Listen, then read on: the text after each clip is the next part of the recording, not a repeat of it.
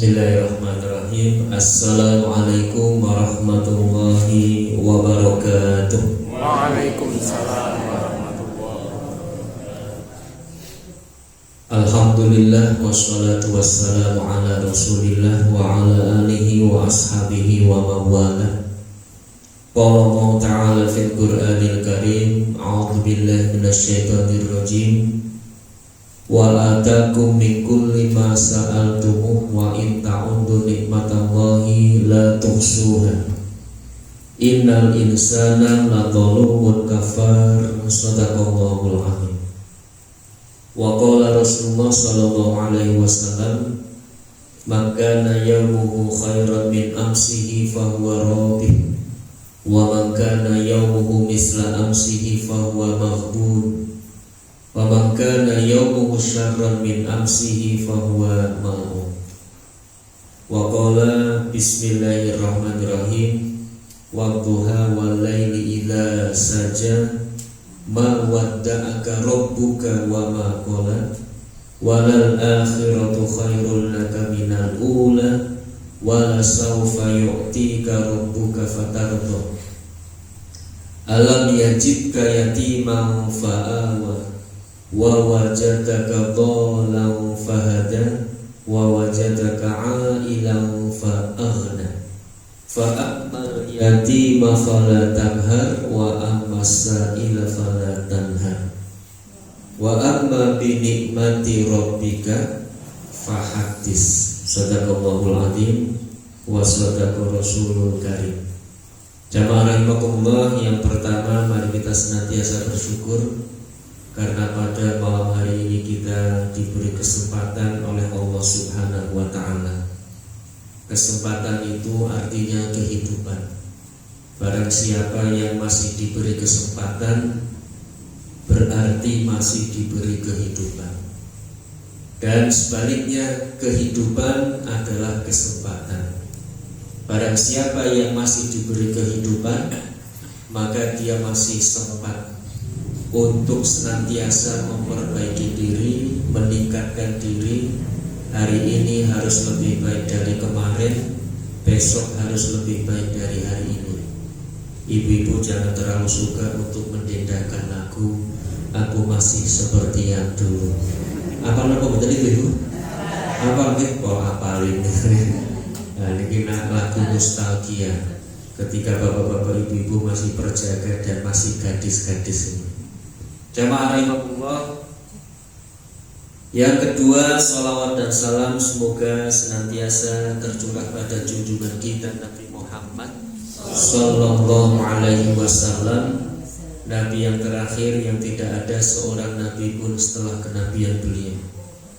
Jamaah rahimakumullah, alhamdulillah malam hari ini kita bisa silaturahim kembali. Bapak-bapak ibu-ibu sami sehat ibu-ibu? Sami sehat jasmani, sehat rohani, dan sehat rezeki. Alhamdulillahirabbil alamin. Kelihatannya bahagia semuanya mendengarnya. Kita jangan hanya bersenang-senang tetapi harus berbahagia. Kenapa? Karena ada sedikit perbedaan antara senang dengan bahagia. Kalau senang itu faktor yang menyebabkan senang itu biasanya dari luar diri kita. Mobil kita baru senang, baju kita baru senang, HP kita baru senang, dan lain sebagainya. Makan yang enak senang, piknik senang. Senang itu dari luar diri kita. Tapi kalau bahagia tidak mesti dari luar diri kita. Yang paling utama justru malah dari dalam diri kita. Artinya apa? Orang yang bahagia pasti senang, orang yang senang belum tentu bahagia. Kalau bahasa Jawanya senang itu senang, kalau bahagia apa itu? Bunga, gimana? Yang pol bunga ya. Buatan pol senang itu tapi bunga. Nah, ini bahagia dan senang. Banyak orang yang senang tapi tidak bahagia. Mobilnya kinis-kinis, bajunya necis, istrinya manis dan klimis. Tapi mengendarai mobil sambil menangis. Onten apa bener ibu? Kenapa? Karena pulang dari kantor dijemput oleh KPK gara-gara nah itu orang-orang yang dijemput KPK itu ya mobilnya kinis-kinis, bajunya necis-necis gitu. Nah, tapi pulang dari kantor sambil menangis. Itu berarti senang tetapi tidak bahagia. Banyak orang yang bahagia meskipun makan di tengah sawah, di bawah gubuk yang reot, dengan kaki tangan yang belotot. Tapi begitu jam 9:30 istrinya datang membawa kiriman, membawa bekal, meskipun hanya berlaukkan tahu tempe resi, nasinya rojo lele. Wah, tapi sambil bercanda. Ini kan apa bener ini rojo lele, masya Allah. Sambil bercanda, sambil guyon, nempel tanduk mawon. Itu berarti meskipun tidak senang kondisinya, tetapi tetap bahagia. Maka jangan lupa bapak-bapak ibu-ibu untuk senantiasa bahagia. Salah satu faktor bahagia adalah mensyukuri nikmat-nikmat Allah Subhanahu wa ta'ala. Dengan tanda orang yang banyak bersyukur itu banyak senyumnya. Ya bapak-bapak ibu-ibu, kalau banyak cemberutnya, cemberut, rengu, joprak, japrut gitu, itu orang yang tandanya orang kurang bersyukur. Tapi kalau senantiasa tersenyum, senantiasa bahagia, itu berarti dia sedang mensyukuri nikmat-nikmatnya. Maka ada satu quotes kata-kata hari ini orang ibu biasanya, saya tersenyum bukan berarti saya yang paling bahagia, tetapi saya sedang mensyukuri nikmatnya. Di antara bapak-bapak ibu-ibu mungkin ada yang bahagia sekali, ada yang senang sekali, ada yang biasa, ada yang mungkin sedang tidak senang. Tapi dengan senyum insya Allah akan semakin membahagiakan. Orang yang tersenyum itu biasanya tandanya pun apa bapak-bapak ibu. Kalau di dalam surat itu ya, anak-anak yang di luar kota kemudian mengirim surat kepada bapak ibunya, wah permintaannya tarik. Kemudian sedang bahagia, biasanya salam bahagia dari Ananda. Tandanya apa itu? Tandanya orang yang tersenyum itu kan seperti gelas yang menghadap ke atas menika nggih regedek, ngoten nggih mboten Ibu. Leres Ibu? Regedek, ngoten. Terus wonten tanda dua giginya di depan menika nggih. Lah itu berarti tersenyum. Seperti tutup gelas ini menghadap ke atas, ngoten nggih Ibu nggih. Menghadap ke atas, piring menghadap ke atas, gelas menghadap ke atas, terus lambar juga menghadap ke atas. Itu orang yang tersenyum. Sementara orang yang cemberut pripun Ibu? Tandanya itu kalau anak-anak kita jarang dijenguk, weselnya nggak datang-datang, paketnya terlambat, gimana?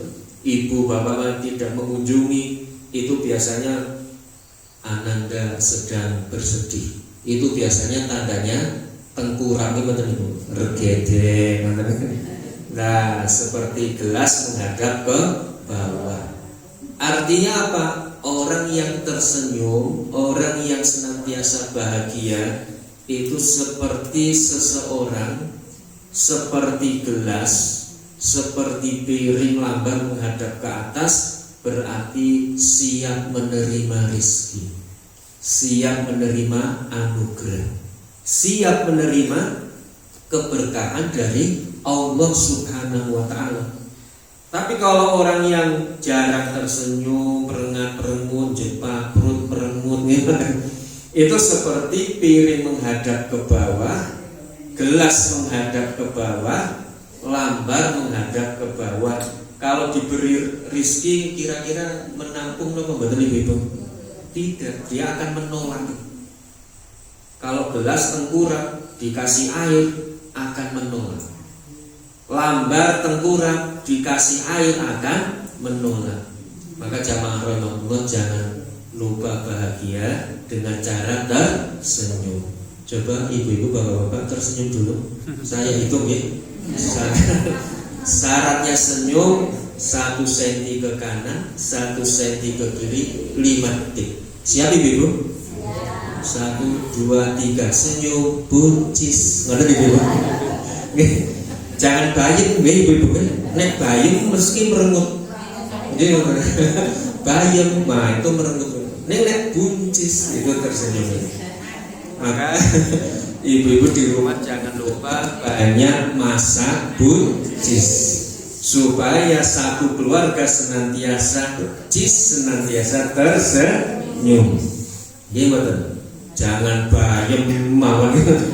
Nek bayem mawon akeh banyak merenggutnya ibu-ibu.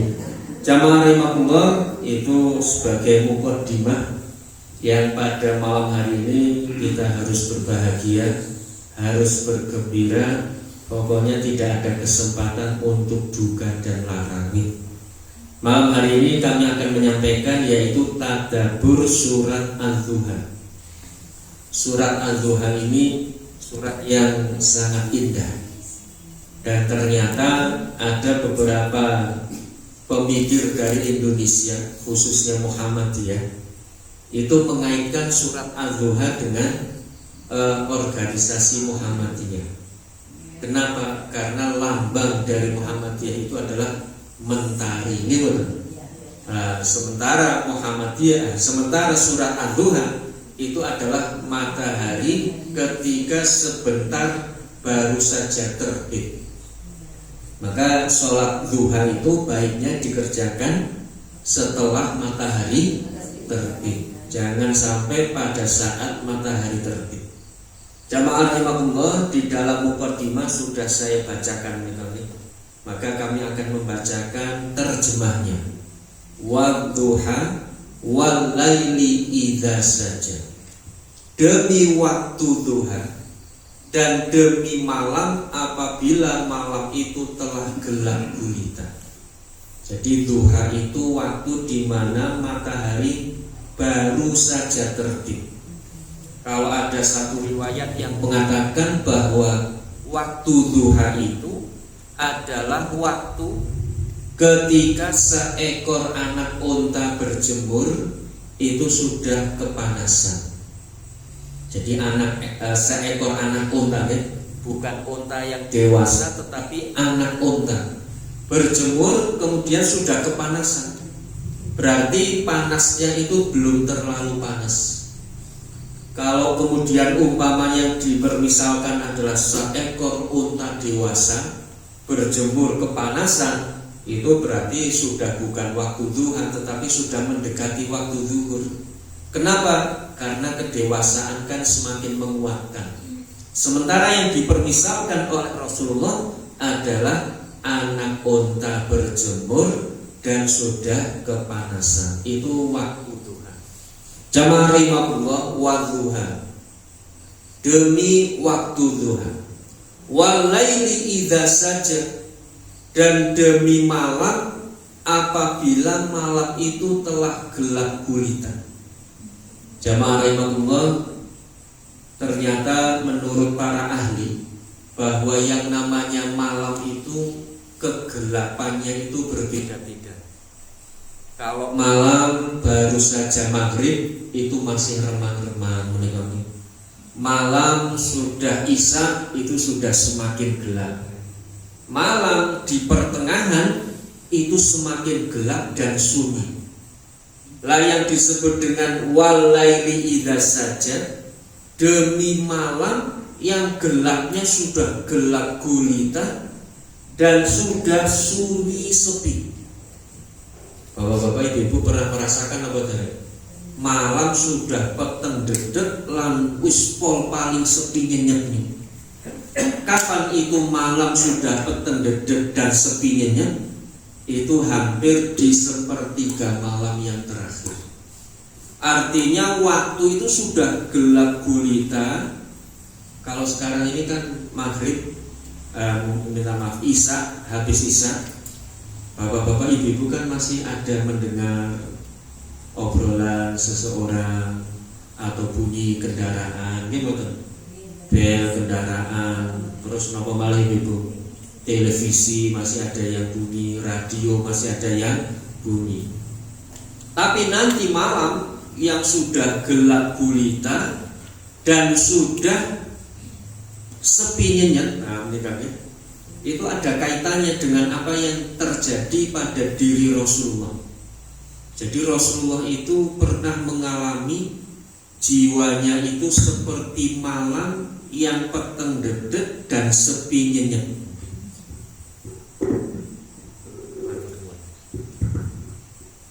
Memang bahasa Jawa itu komplit ini mungkin. Malam sepi nyenyet peteng dedek itu yang sudah pol-polan. Wonten apa mboten bahasa Indonesianya peteng dedek. Gelap gulita. Gelap sekali kan. Kalau sepi nyenyet, sunyi senyap. Sunyi senyap itu mungkin. Lah itu Rasulullah pernah mengalami itu.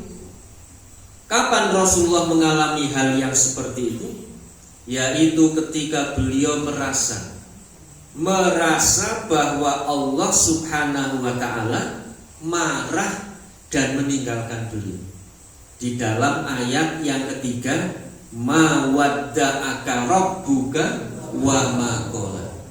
Ya Muhammad, Tuhanmu tidak marah kepadamu dan tidak meninggalkanmu. Jadi Rasulullah itu pernah merasa bahwa beliau itu ditinggalkan Allah, merasa dimarahi, dimurkai oleh Allah. Kenapa Rasulullah merasa ditinggalkan dan dimarahi oleh Allah? Karena ini asbabun nuzul dari surat Ad-Duha. Al-Quran ketika awal-awal Rasulullah diangkat menjadi nabi, karena beliau baru saja diangkat menikah, baru saja diberi SK oleh Allah untuk menjadi nabi, kan mungkin belum terampil, bahasa Jawanya lanyah menikah. Maka kemudian Allah senantiasa memberi kepada Rasulullah itu petunjuk melalui wahyu, yaitu Al-Quran. Tetapi suatu hari wahyu dari Allah ini berhenti. Allah tidak menurunkan wahyu kepada Rasulullah. Ada beberapa tafsir yang berbeda pendapat di dalam lamanya Allah tidak memberi wahyu kepada Rasulullah. Ada yang mengatakan 12 hari, ada yang mengatakan 15 hari, bahkan ada yang mengatakan 40 hari. Bayangkan Rasulullah tidak diberi wahyu oleh Allah 12 atau 40 atau 15 hari. Maka Rasulullah itu betapa galonya. Ini betul ibu. Ibarat umpamanipun ibu-ibu, bapak-bapak pasti pernah merasakan. Setiap hari minta kabar kepada atau dari anaknya yang di luar kota. Atau umpamanya setelah Idul Fitri kumpul beberapa hari, begitu Idul Fitri selesai, putra-putrinya kemudian pamitan masing-masing kembali ke aktivitas, kembali ke luar kota. Biasanya pesan dari orang tua setelah nasihat, setelah pesan-pesan, hati-hati ning dalan, ojo lalen mangan, gimana? Pokoknya nanti kalau lampu merah berhenti, lampu kuning hati-hati, lampu hijau berjalan, gitu. Nah, pesan terakhir, nek wis tekan ojo lali telepon atau WA. Ngoten apa betul Ibu? Diperhitungkan sampai umpamanya Jakarta berangkat jam 6 sampai Jakarta nanti jam 6 sore. Berangkat jam 6 pagi sampai Jogja jam 12 maksimal. Begitu perkiraannya jam 6 sore, kok bocah ora WA, gimana? Tidak WA, ditelepon orang ngangkat, di WA centang satu, gimana? Sampai jam 7 belum ada kabar, jam 8 belum ada, jam 12 malam belum ada kabar berita. Kira-kira bapak-bapak ibu-ibu kira-kira galau apa betul? Galau iki bocah ki wis tekan apa urung, ning dalan macet apa ora. Ngoten nggih ibu bapak-bapak nggih? Karena saya juga merasakan ini. Kalau anak-anak pamitan mau kembali kuliah keluar kota, diperkirakan jam 1 berangkat, jam 4 sudah sampai. Maghrib kok belum ada kabar berita, Masya Allah. Galaunya bukan main. Apalagi dulu ibu-ibu, dulu ketika bapak-bapak masih perjaka, ibu-ibu masih gadis, cok surat-suratan apa betul ibu-ibu? Buat gue anak kan, surat-suratan. Biasanya seminggu wis bales, sebulan urung bales. Ya Allah, jangan-jangan wis nemu perawan liya. Betul ini betul ya ibu? Jangan-jangan sudah pindah ke lain hati kok. Itu bisa kita bayangkan. Rasulullah yang setiap hari diberi wahyu oleh Allah, suatu hari lama tidak diberi wahyu. Bahkan ada yang mengatakan sampai 40 hari. Maka Rasulullah kemudian merasa bahwa dirinya dimarahi oleh Allah, dimurkai oleh Allah. Kalau kita mungkin merasa bahwa ada sesuatu yang terjadi ini, anak-anak kita atau siapapun, wah jangan. Ini asbabun nuzul yang pertama. Kemudian asbabun nuzul yang kedua ada bahwa orang-orang Arab kafir Quraisy itu kebingungan ketika orang-orang Arab itu semakin hari semakin tertarik dengan Rasulullah. Semakin hari semakin banyak yang mengikuti Rasulullah. Maka kemudian beberapa pembesar Arab ini bermusyawarah bagaimana caranya supaya orang-orang ini tidak ikut dengan Rasulullah. Maka kemudian mereka sepakat, kita harus mencari petunjuk kepada orang-orang Yahudi yang ada di kota Madinah. Maka mereka berombongan pergi ke kota Madinah. Kemudian mereka bertanya kepada orang-orang Yahudi itu. Mungkin orang Arab ini merasa bahwa orang Yahudi ini punya agama yang lebih baik. Maka kemudian mereka mencari kabruh menikah. Lah ketika mereka sampai di sana, pembesar Yahudi ini mengatakan, begini saja, coba Muhammad itu dites dengan 3 pertanyaan. Kalau 3 pertanyaan ini sukses dijawab oleh Muhammad, maka dia berarti nabi beneran. Kalau 3 pertanyaan ini tidak sukses dijawab oleh Muhammad, maka dia bukan nabi beneran tapi nabi gadungan. Seperti Ahmad Musodik atau yang lainnya yang mengaku-ngaku nabi. Nah, maka kemudian orang Arab ini setelah mendapat petunjuk dari orang Yahudi pulang ke Mekah dan kemudian apa? Bertanya kepada Nabi Muhammad. Pertanyaan yang pertama, wahai Muhammad, siapa itu Zulkarnain? Pertanyaan yang kedua, wahai Muhammad, siapa itu Ashabul Kahfi? Pertanyaan yang ketiga, wahai Muhammad, apa itu ruh? Jadi pertanyaan 3 pertanyaan ini diberikan kepada Nabi Muhammad atas petunjuk orang Yahudi. Siapa Zulkarnain, siapa Ashabul Kahfi, dan apa itu ruh? Lah ketika itu Nabi Muhammad itu karena setiap hari setiap saat sebelumnya senantiasa turun wahyu kepada beliau, maka kemudian beliau langsung spontan menjawab, baik, akan saya jawab besok. Nah, bapak-bapak itu, baik, akan saya jawab besok. Tanpa kemudian menyematkan dalam kalimat ini insya Allah. Jadi Nabi Muhammad tidak mengucapkan, baik, insya Allah besok akan saya jawab. Kenapa tidak menggunakan insya Allah umpamanya pergi? Karena beliau yakin setiap hari itu wahyu turun. Kemarin turun, kemarinnya lagi turun, kemarin turun, sampai hari kemarin saja masih turun. Maka begitu ada pertanyaan yang sulit, 3 hal dari orang-orang kafir Quraisy, Nabi Muhammad spontan, wah itu pertanyaan mudah itu, besok bisa saya jawab atas kehendak Allah. Itu mungkin dalam batin Nabi Muhammad, tetapi beliau lupa tidak mengucapkan, baik, insya Allah besok akan saya jawab. Maka kemudian atas lupanya Nabi Muhammad dengan kalimat insya Allah ini, sehingga Allah kemudian menghentikan wahyu sampai 12 hari. Ada yang mengatakan 15 hari, ada yang mengatakan 40 hari. Berarti Nabi Muhammad sedang merasa dimarahi oleh Allah gara-gara tidak mengucapkan insya Allah. Maka jamaah rahimahullah, jangan lupa kalau sesuatu akan kita kerjakan, sesuatu akan kita laksanakan atau kita rencanakan, jangan lupa kita mengucapkan insya Allah. Mbak, engko bengi ngaji yo insya Allah.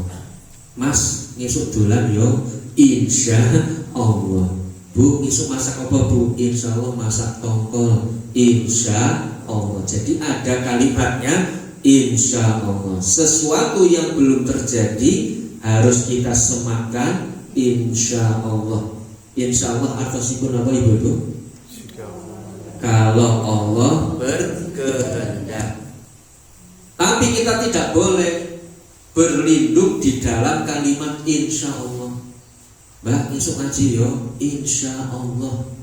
Begitu tidak ngaji ditanya, loh mak bengi tak eling-eling kok orang rawuh. Loh kan sudah mengatakan insya Allah. Loh apa maknanya insya Allah? Kalau menurut Pak Z dulu, insya Allah itu katanya artinya nekober. Gimana? Ibu? Kadang-kadang kalimat insya Allah itu untuk melindungi diri kita mau tidak berangkat. Maka orang Arab itu biasanya ketika ada seseorang yang mengucapkan insya Allah, kalau Allah berkehendak, nah lawan bicaranya akan mengatakan innallaha yasha. Sesungguhnya Allah itu berkehendak. Tergantung dari diri kita, sungguh-sungguh atau tidak niatan kita, benar-benar atau tidak keinginan kita. Nah, ini kok jamaah rahimahullah ada kaitannya innamal a'malu binniyat. Maka jamaah rahimahullah, asbabun nuzul yang kedua itu menjadi pelajaran bagi kita bahwa ketika ingin melakukan sesuatu, ingin melaksanakan sesuatu, itu maka menggunakan insya Allah. Sesuatu ini yang baik-baik, ibu-ibu bapak-bapak ini, bukan setiap sesuatu. Wah mana ki, ngono durek ki, wis mati mantap dari dewe. Yuk hubungi lebar ngaji colong, insya Allah. Asal apa bener ibu? Buatan par, ini yang baik-baik saja, yang tidak baik jangan menggunakan insya Allah. Nah ini asbabun nuzul yang kedua. Dan yang pertama serta kedua ini banyak dianut oleh para ahli tafsir. Kenapa? Karena ada asbabun nuzul yang ketiga. Apa itu asbabun nuzul yang ketiga? Asbabun nuzul yang ketiga, kenapa Allah tidak menurunkan wahyu untuk beberapa lama kepada Nabi Muhammad? Diceritakan oleh satu riwayat yang dhaif mungkin, sehingga tidak dianut oleh para ahli tafsir, bahwa ketahuan setelah beberapa hari ternyata di bawah tempat tidur Rasulullah itu ada bangkai, yaitu bangkai anjing kecil, bangkai anakan anjing. Menikmati bapak-bapak ibu-ibu. Begitu ART-nya, ART itu apa namanya? Oke, ART-nya. ART-nya Rasulullah itu membersihkan rumah, nyapu-nyapu rumah. Ternyata beliau mendapatkan di bawah tempat tidur Rasulullah itu ada seekor anak anjing yang sudah mati. Kenapa? Karena anak anjing ini ditinggalkan induknya, sehingga kemudian sendirian terlantar, yatim piatu gitu, tidak ada yang merawat, tidak ada yang menjaga. Akhirnya sembunyi di rumah Rasulullah, kemudian di sana mati tanpa diketahui oleh siapapun. Nah, tapi ini asbabun nuzul yang agak sedikit tidak diterima oleh para ahli tafsir. Hanya ada kemudian kaitannya. Kenapa Rasulullah melarang kita untuk memasang gambar dan patung menengok? Karena malaikat tidak mau masuk ke rumah yang ada gambarnya dan ada patungnya. Nah, ini mungkin kaitannya itu, dikait-kaitkan yang membawa wahyu yang diturunkan oleh Allah kepada Nabi Muhammad itu kan melalui perantara malaikat Jibril. Malaikat tidak mau masuk ke dalam satu rumah yang ada di dalamnya, minta maaf bukan patung, yaitu gambar dan anjing, menikah jamaah rahimahullah. Sehingga malaikat tidak datang kepada rumahnya Rasulullah Sallallahu Alaihi Wasallam. Ini tentang asbabun nuzul. Maka kemudian apa? Rasulullah itu galau, sedih, susah, wis pokoknya mboten karu-karuan nih mboten. Nah, maka Allah kemudian menghibur Rasulullah dengan wadduha walaili idza saja. Ya Rasulullah, ya Muhammad, demi waktu duha yang begitu terang benderang yang datang setelah waktu malam yang begitu gelap gulita. Jadi seolah-olah ini cerita ini adalah cerita yang happy ending dengan ibu-ibu bapak-bapak. Artinya apa? Begitu Rasulullah sedih, susah, galau, wis boten karu-karuan, itu seperti malam yang gelap gulita. Jangan takut kesedihanmu akan datang kebahagiaan di waktu duha. Artinya kalau malam itu sudah yang paling pekat, malam sudah yang paling hitam, malam yang sudah paling sunyi senyap, maka jangan khawatir akan datang waktu kegembiraan atau kebahagiaan. Jadi bapak-bapak, ibu-ibu, kalau sudah yang sesedih-sedihnya, segalo-galonya, jangan dihabiskan hati untuk bersedih. Kenapa? Sebentar lagi akan datang waktu duha, waktu bahagia, waktu bergembira. Seperti peribahasa bahasa Inggris. Ini ada ibu guru bahasa Inggris namanya. Kalau salah mohon maaf ya. Peribahasa bahasa Inggris, tulis ibu. There is a rainbow after the rain. Kenapa ibu? Setelah hujan. Setelah hujan ada timbul pelangi. Artinya apa? Setelah kesedihan akan kebahagiaan. Ini pronunciation-nya benar atau tidak? Ada Miss Ana atau tidak? Tidak ada ya? Oh, biasanya Miss Ana yang membetulkan pronunciation-nya. There is a rainbow after the rain. Ada pelangi setelah turun hujan. Jangan khawatir dengan kesedihan, setelahnya akan datang kebahagiaan. Kalau bahasa Indonesia seperti semangatnya Raden Ajeng Kartini. Apa ibu? Habis gelap terbitlah terang. Don't worry, be happy. Ya kan? Ada kebahagiaan setelah kesedihan. Ayat yang lain menyampaikan inna ma'al usri yusra. Setelah kesulitan pasti ada kemudahan. Sehingga kalau kita mendapatkan kesulitan, mendapatkan masalah, ruwet, mumet, gimana nih Ibu? Katakan kepada masalah, selamat datang masalahku, karena aku yakin setelah ini ada kemudahan. Tulis ibu-ibu, kok ditulis kemudahan? Nginjak ulangan ini. Nah, ini jamaah rahimakumullah, Jadi surat Duha itu menggambarkan kepada kita bahwa setelah masalah pasti ada penyelesaian. Setelah kesulitan pasti ada kemudahan. Setelah hujan pasti akan datang pelangi. Ada lagi berikut. Saya pernah menyampaikan di khutbah Jumat Nobadara ini. The darkness hour is just before the dawn. Boleh. Apa nama ini bro? Ini mulai bahasa Inggris rada-rada sariawan gitu. Ini susah nih. The darkness hour is the just before the dawn. Itu artinya apa? Malam yang segelap-gelapnya, nanti setelah itu akan datang waktu fajar yang terang benderang. Nah, ini. Jadi kalau masalah kita sudah yang paling putek, paling ruwet, paling sulit, istiqomah, sabar, ikhlas. Kenapa? Setelah itu pasti ada kemudahan. Itu yang disampaikan oleh Allah melalui surat Al-Duha.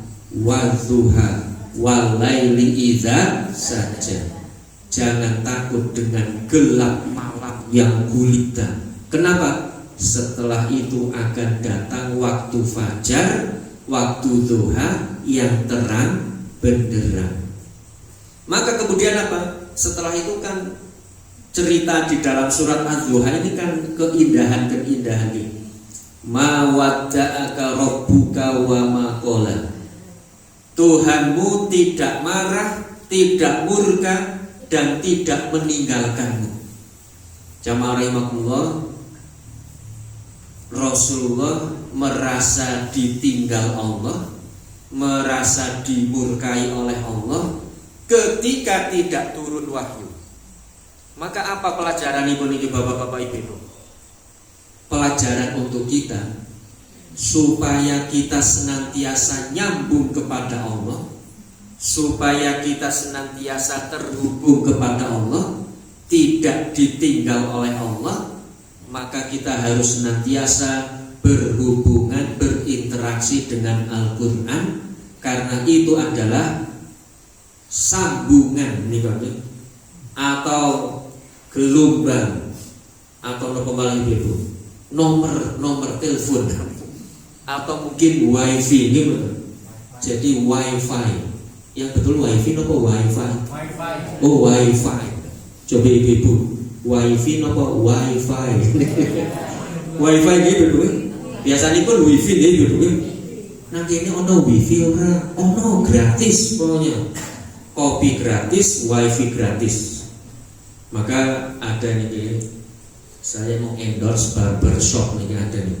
Barbershop itu di tempat saya itu, di tetangga saya tulisannya nomor tagline-nya, duduk anteng pulang ganteng. Gimana? Kenapa? Karena wifi kopi gratis. Kenapa ibu? Duduk anteng pulang ganteng. Setelah dipotong jadi ganteng. Kenapa? Wifi dan kopinya gratis. Tagnya bagus itu. Jadi duduk anteng pulang ganteng. Maka